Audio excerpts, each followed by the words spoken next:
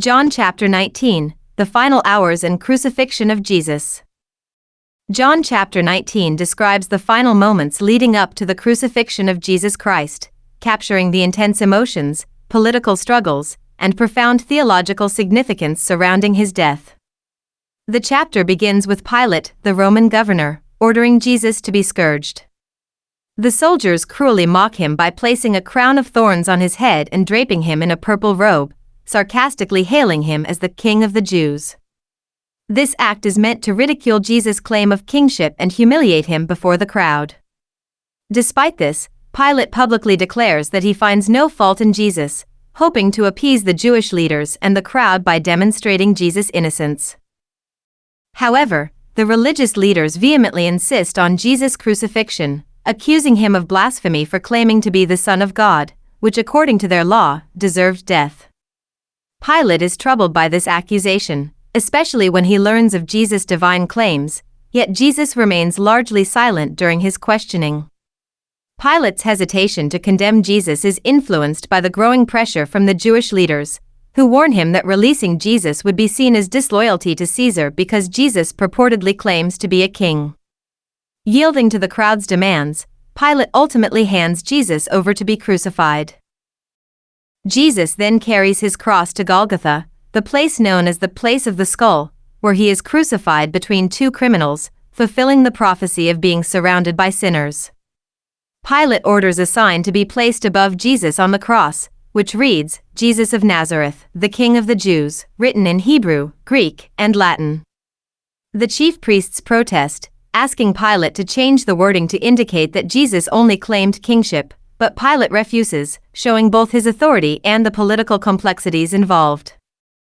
After Jesus is crucified, the Roman soldiers divide his garments among themselves, casting lots for his seamless tunic, a detail that fulfills Old Testament prophecy and highlights the divine orchestration of these events. Near the cross, Jesus sees his mother Mary and the disciple he loved, traditionally understood to be John.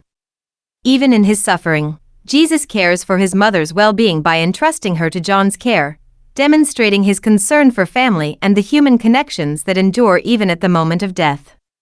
As Jesus nears the end of his earthly life, he declares, "I thirst," and upon receiving sour wine, he proclaims, "It is finished." These words signify the completion of his mission to bring salvation to humanity, fulfilling all Scripture and the purposes for which he came into the world. Shortly afterward, Jesus bows his head and gives up his spirit, dying on the cross. Because the day was the preparation for the Sabbath, and the Sabbath itself was a special high day, the Jewish leaders request that the legs of those crucified be broken to hasten their deaths and allow bodies to be taken down before the Sabbath began. While the legs of the two criminals are broken, Jesus is found already dead. To confirm this, a soldier pierces Jesus' side with a spear, and blood and water flow out. This act fulfills additional scripture, including prophecies that none of his bones would be broken and that he would be pierced. Finally, the chapter closes with the burial of Jesus. Joseph of Arimathea, a secret follower of Jesus, requests permission from Pilate to take Jesus' body. Nicodemus, another follower who had previously visited Jesus by night, assists by bringing a large amount of spices for burial. They wrap Jesus' body in linen cloths according to Jewish custom and place him in a new tomb in a nearby garden. This burial sets the stage for the resurrection, as the tomb is sealed and guarded, preparing for the miraculous events to come. John 19 is a powerful narrative that reveals the depth of Jesus' suffering, the injustice he faced, and the fulfillment of God's redemptive plan through his death. Despite the humiliation and pain, Jesus remains sovereign and purposeful, accomplishing what he came to do for the salvation of humanity. Chapter 19. So then Pilate took Jesus and scourged him, and the soldiers twisted a crown of thorns and put it on his head, and they put on him a purple robe. Then they said, "Hail, King of the Jews!" And they struck him with their hands. Pilate then went out again and said to them, "Behold, I am bringing him out to you, that you may know that I find no fault in him."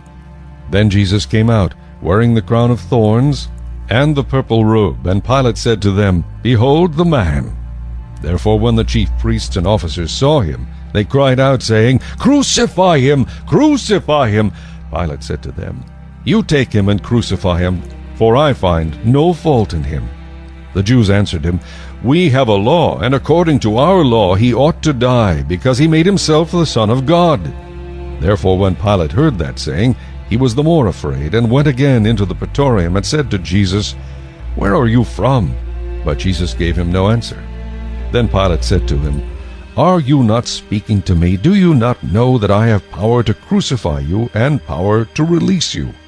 Jesus answered, "You could have no power at all against me unless it had been given you from above.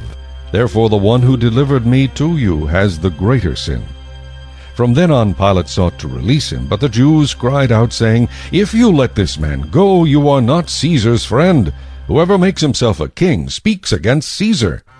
When Pilate therefore heard that saying, he brought Jesus out and sat down in the judgment seat in a place that is called the Pavement, but in Hebrew, Gabbatha.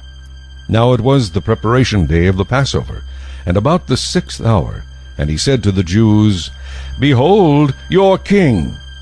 But they cried out, "Away with him! Away with him! Crucify him!" Pilate said to them, "Shall I crucify your king?" The chief priests answered, "We have no king but Caesar." Then he delivered him to them to be crucified. Then they took Jesus and led him away. And he, bearing his cross, went out to a place called the Place of a Skull, which is called in Hebrew Golgotha, where they crucified him, and 2 others with him, one on either side, and Jesus in the center. Now Pilate wrote a title, and put it on the cross, and the writing was, "Jesus of Nazareth, the King of the Jews." Then many of the Jews read this title, for the place where Jesus was crucified was near the city, and it was written in Hebrew, Greek, and Latin.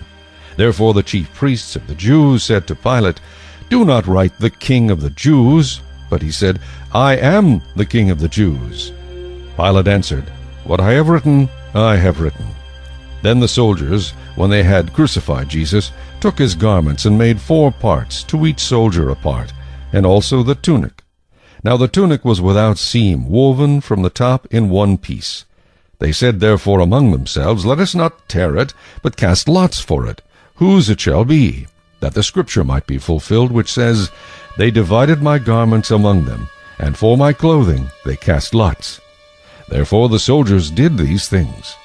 Now there stood by the cross of Jesus his mother, and his mother's sister Mary, the wife of Clopas, and Mary Magdalene.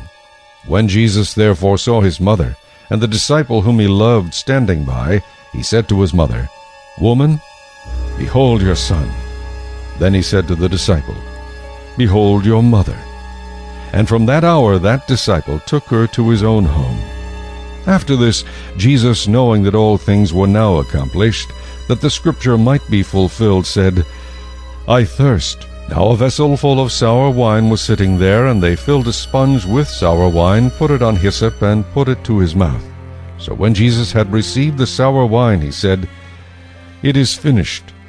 Bowing his head, he gave up his spirit.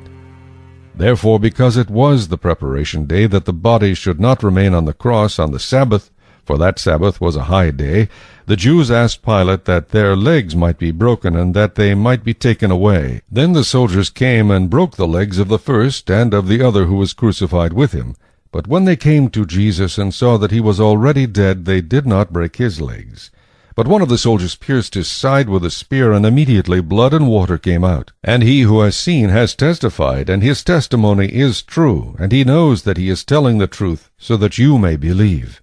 For these things were done that the scripture should be fulfilled, "Not one of his bones shall be broken."